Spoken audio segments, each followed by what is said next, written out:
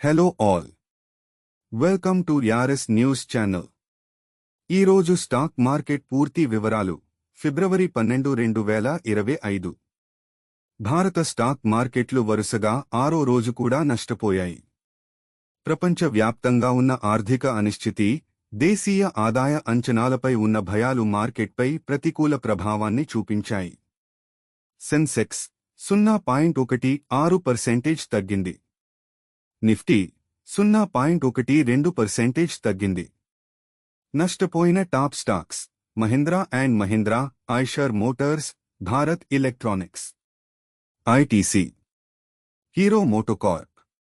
Top gain stocks: Bajaj Finserv, SBI life insurance, HDFC life insurance, Tata steel, Shriram finance. Indian stock మార్కెట్లు.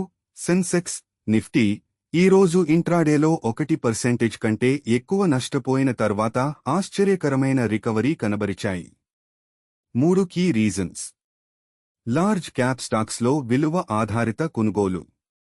Mutual fund ఇన్ఫ్లోలు బలంగా కొనసాగడం. Nifty 22,800 వద్ద strong support.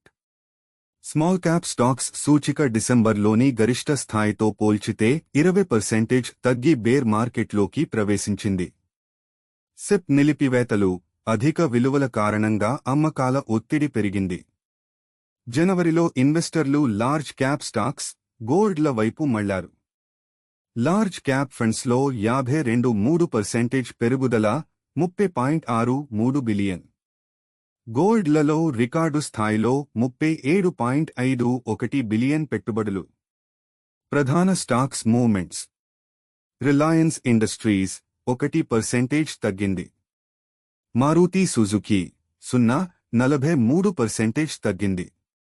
ICICI bank 0.12% తగ్గింది.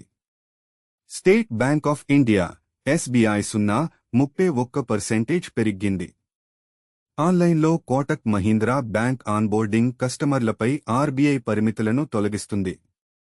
Tata Motors షేర్లు peak నుండి 42% crash పెట్టుబడిదారుల సంపదను 81.8 లక్షల కోట్లు తుడిచిపెట్టింది. స్మాల్ క్యాప్ స్టాక్స్ అధికంగా అమ్ముడవుతున్నాయి. లార్జ్ క్యాప్ స్టాక్స్ గోల్డ్లు సురక్షిత పెట్టుబడి ఎంపికగా మారాయి. మార్కెట్లో స్థిరత కోసం ఇన్వెస్టర్లు గ్లోబల్ ట్రేడ్ అప్డేట్స్, దేశీయ ఆర్థిక సూచికలను గమనిస్తున్నారు.